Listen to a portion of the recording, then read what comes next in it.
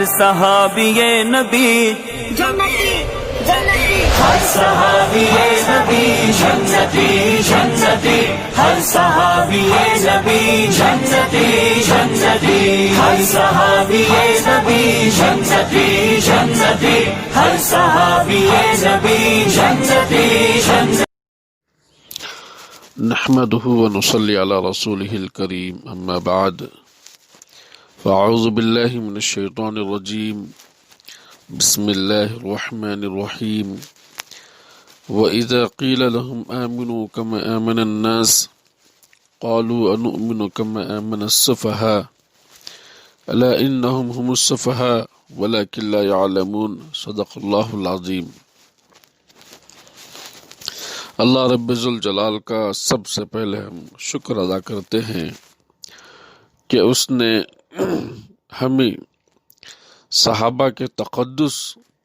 اور صحابہ کے ناموس کی خاطر کچھ دینی خدمت کرنے کی توفیق عطا فرمائی۔ محترم حضرات، میں نے جو آیت کریمہ پڑھی ہے اس میں اللہ رب ذوالجلال نے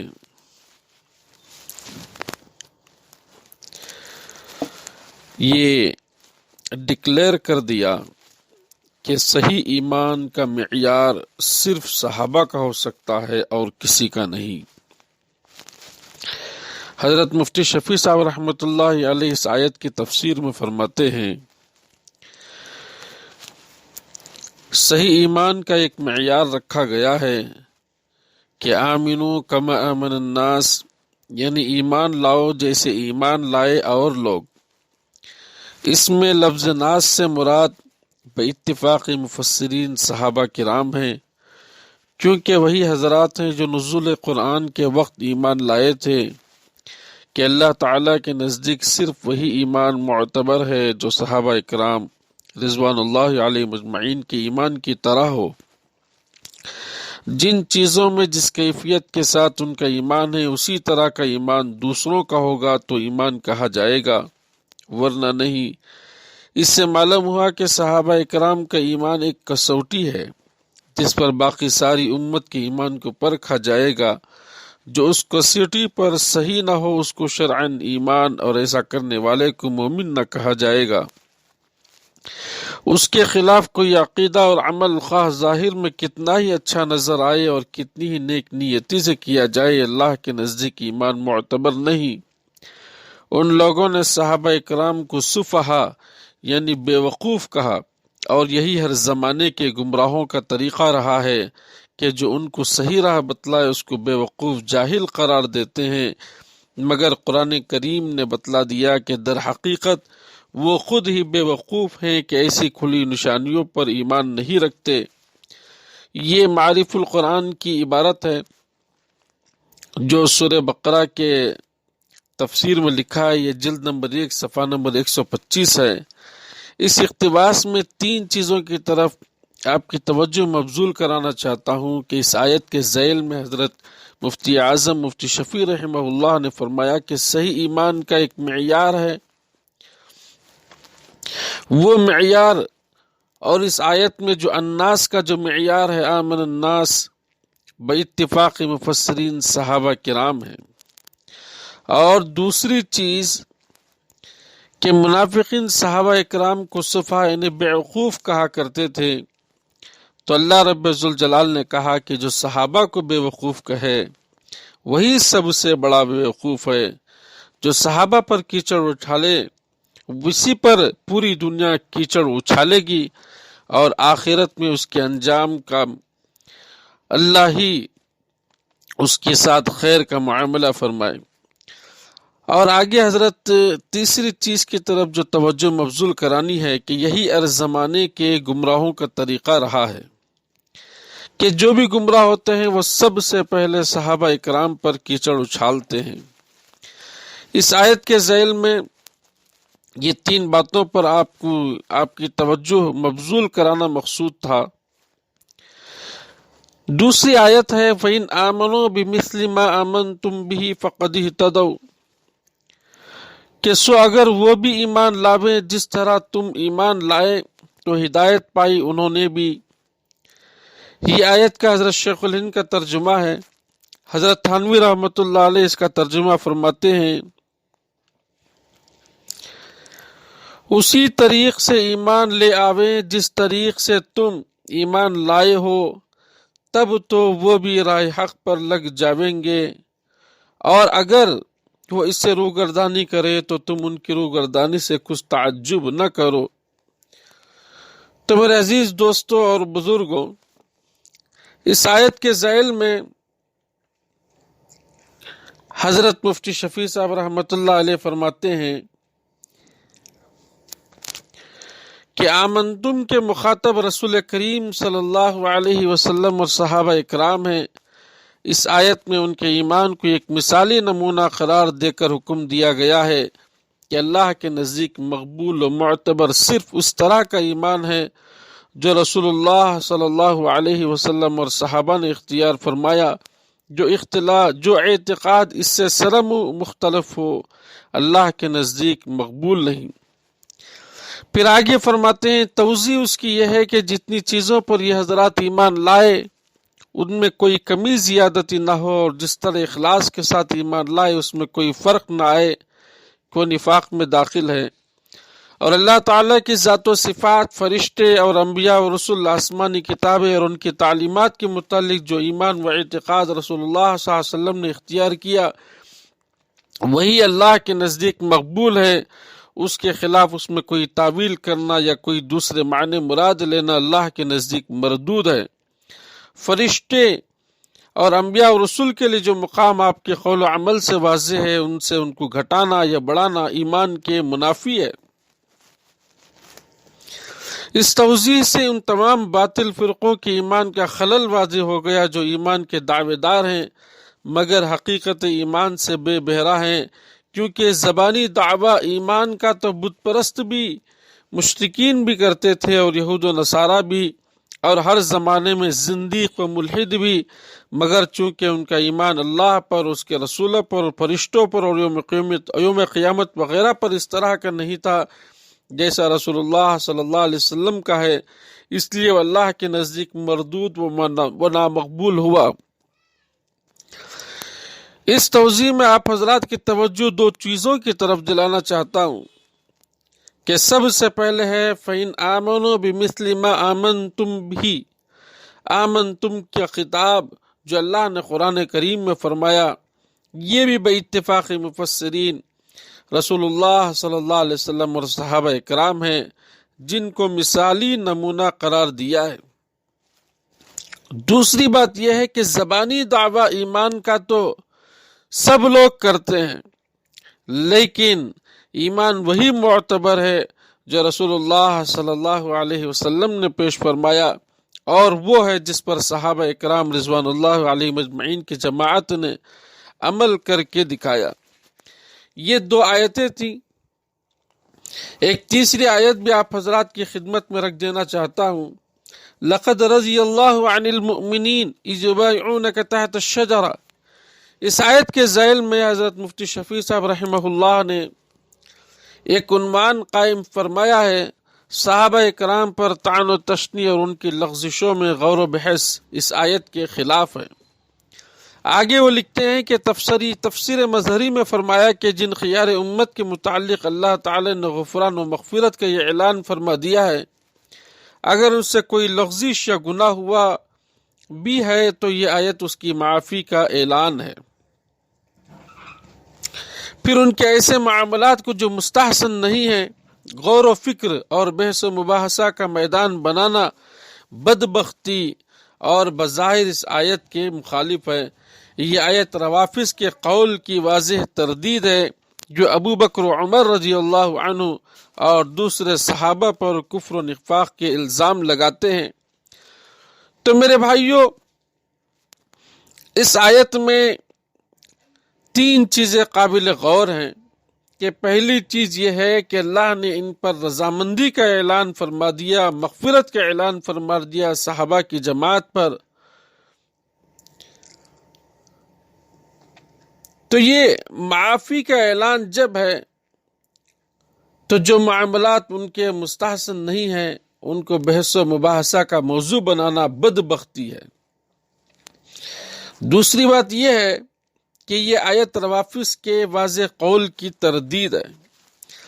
بس آیتیں تو بہت ہیں،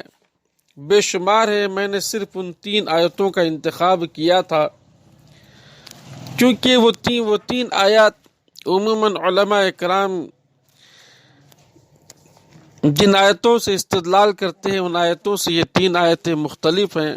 اس میں الف لام میم کی 2 آیتیں ہیں اور ایک سورہ فتح کی ایک آیت ہے، اور بے شمار آیتیں ہیں، اس کی بڑی فہرست ہے۔ میں نے ان 3 آیتوں کا اس لیے انتخاب کیا تاکہ جو آیتیں مشہور ہیں یہ آیتیں بھی مشہور ہو جائیں، اور میں آگے 2-3 باتیں بیان کر کے اپنی بات کو ختم کرتا ہوں۔ پہلی بات یہ ہے کہ صحابہ کا جو لفظ ہے، یہ صحابہ کا لفظ اتنا عظیم ہے، اتنا وزنی ہے کہ تمام مفسرین کی تفسیریں، تمام محدثین کی تشریحیں اور تمام علماء کرام کی علمی عملی کاوشیں اور تمام مصنفین کی تمام تالیفیں اور ان کی عظیم کاوشیں، اور اس طریقے سے خانقاہ میں جو لوگ بیٹھے ہوئے ہیں، تزکیہ و تصوف کی خدمت کرنے والے، مدارس میں جو بیٹھے ہوئے ہیں، درس و تدریس کا کام کرنے والے، اور جو علماء اکرام ہیں جو تصنیف و تالیف میں لگے ہوئے ہیں، اور وہ مجاہدین جو دعوت و تبلیغ کی راہ میں نکلے ہوئے ہیں، اور سب کے سب دینی شعبے، چاہے کسی بھی شعبے ہو، اس شعبے کا جو سب سے بڑا ماہر ہوتا ہے وہ سب کے سب صحابہ کے اس نام میں داخل ہو جاتے ہیں۔ یعنی صحابی اگر ہے تو وہ سب سے بڑا مصنف کا بھی درجہ ہے، سب سے بڑے عالم کا بھی درجہ ہے، سب سے بڑے مفسر کا بھی درجہ ہے، سب سے بڑے محدث کا بھی اسے درجہ حاصل ہے۔ صحابہ کا ایک لفظ پوری امت مسلمہ کے اسلامی و انسانی خدمات کے حامل تمام افراد کا مجموعہ صحابہ کے لفظ میں داخل ہے۔ تو صحابہ کا نام اگر کسی کو مل جائے تو بس نبیوں کے بعد وہی انسان پوری انسانیت کے لیے معیار ہو سکتا ہے، کسوٹی ہو سکتا ہے۔ دوسری بات یہ ہے کہ صحابہ پر کیچڑ اچھالنے والے لوگ عموماً اہل بیت کا دم بھرتے ہیں، خود کو آل رسول کہتے ہیں اور آل رسول کا چولا پہن کر صحابہ پر انگلی اٹھاتے ہیں تاکہ لوگوں کو پتا چلے کہ یہ اللہ کے نبی کے بڑے قریبی لوگ ہیں، رشتہ دار ہیں، خونی رشتہ رکھتے ہیں، اور یہاں صحابہ پہ طعن و تشنیع کرتے ہیں۔ خود اللہ کے نبی صلی اللہ علیہ وسلم نے فرمایا لا تسبوا اصحابی لا تسبوا اصحابی اللہ اللہ فی اصحابی لا تتخذهم غرضا من بعدی، میرے صحابہ کو گالی مت دو، میرے صحابہ کے معاملے میں اللہ سے ڈرو، اللہ سے خوف کرو، اور تم اپنے غرض اور مقصد کے لیے صحابہ کو استعمال مت کرو۔ اللہ کے نبی تو یہ فرما رہے ہیں، اور ان سے خونی رشتے کا دعویٰ کرنے والے اور اہل بیت کی محبت کے دعوے دار اور اہل محبت کا چوغا پہننے والے صحابہ پر کیچڑ اچھالے، یہ کبھی بھی آل رسول نہیں ہو سکتے، یہ کبھی بھی اللہ کے رسول صلی اللہ علیہ وسلم کے وارثین و جانشین نہیں ہو سکتے۔ تو میرے عزیز دوستوں اور بزرگوں، تیسری بات جو یہ عرض کرنی ہے کہ حضور اقدس صلی اللہ علیہ وسلم اور امت کے درمیان صرف صحابہ ہی واسطہ ہے۔ ہمارے پاس جو قرآن شریف ہے، حدیث شریف ہے، اور اس کی جو تفسیریں اور تشریحات جو منقول ہے، یہ جو حضور اقدس صلی اللہ علیہ وسلم سے قرآن اور حدیث جو ہم تک پہنچا ہے، امت تک پہنچا ہے، یہ حضور سے لینے والے اور امت کو دینے والے بیچ میں جو کڑی ہے وہ صحابہ اکرام کی کڑی ہے۔ اگر اس کڑی کا ایک فرد پر بھی کیچڑ اچھال دیا جائے تو پھر پوری کڑی، صحابہ کی پوری کڑی پر اور قرآن اور حدیث کے ذخیرے پر حرف زد آ جائے گا۔ یہ بڑی ڈرنے کی اور سمجھنے کی بات ہے۔ اسی لیے محدثین ہر راوی پر بحث کرتے ہیں، لیکن جب صحابی کا نام آ جاتا ہے تو فرماتے الصحابۃ کلہم عدول، کہ تمام صحابہ عادل ہیں، ثقہ ہیں، حافظ ہے، متقن ہے، متقی ہے۔ صحابی کا نام جیسے ہی آئے گا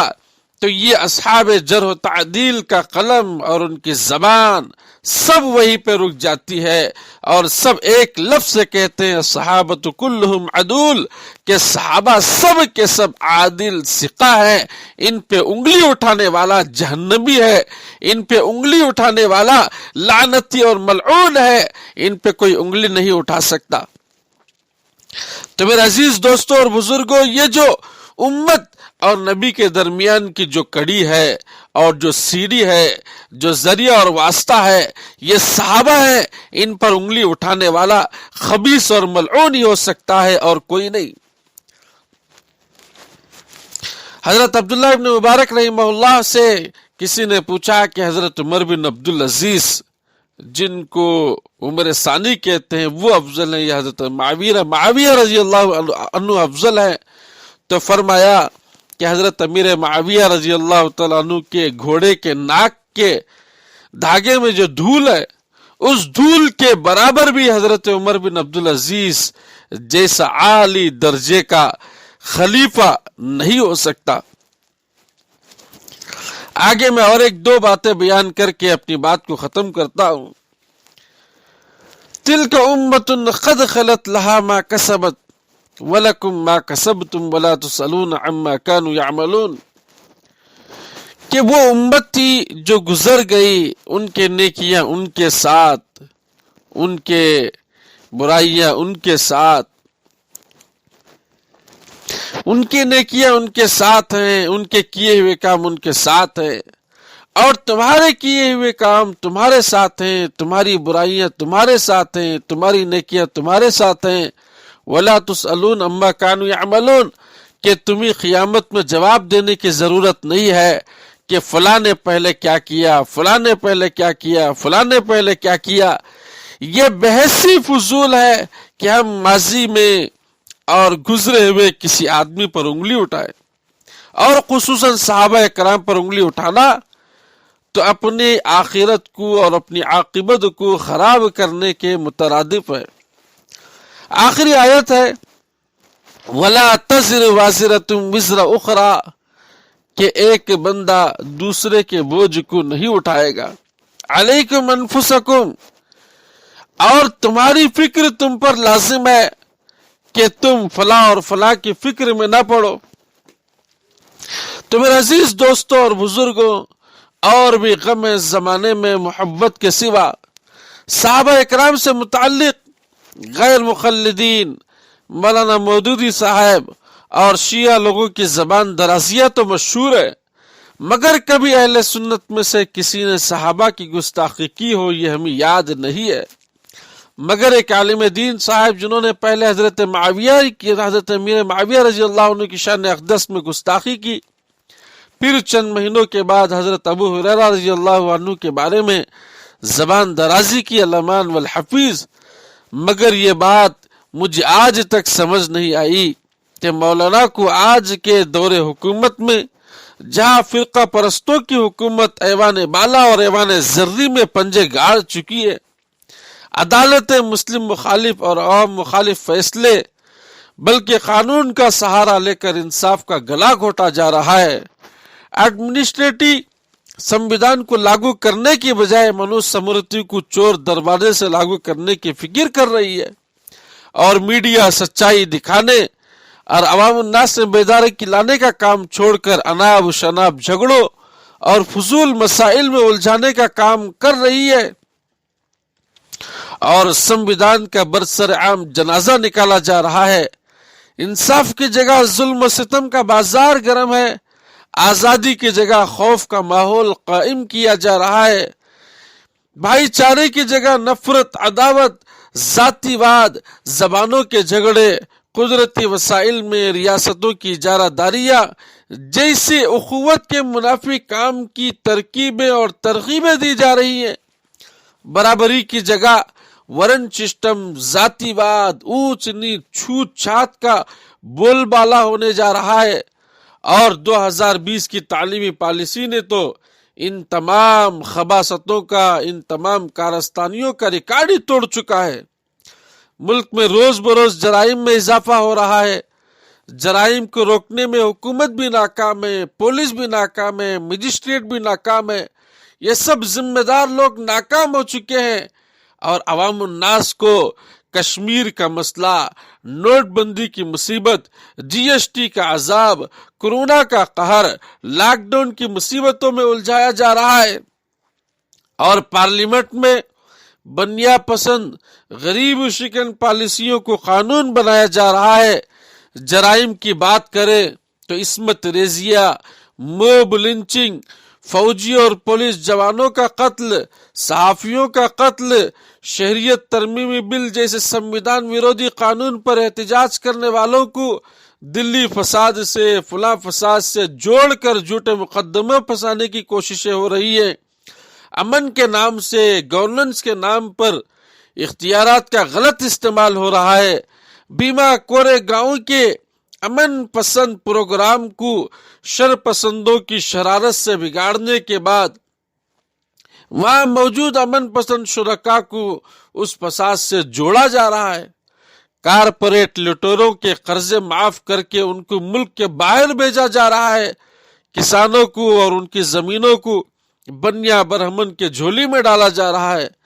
ایسے حالات میں ہم دو چار ہیں، تو ایسے وقت میں ہم صحابہ پر کیچڑ اچھالیں،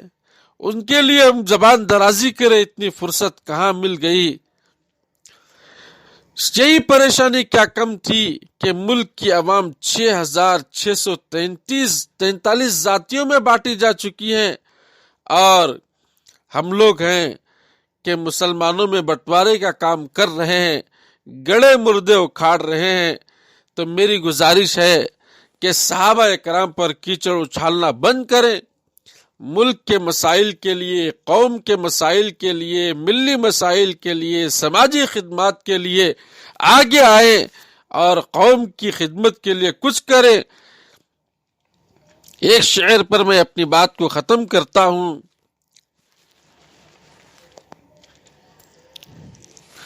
تیری بربادیوں کے مشورے ہیں آسمانوں میں،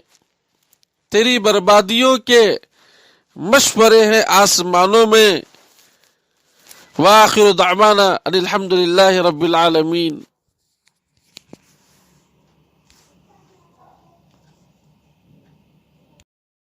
اللہ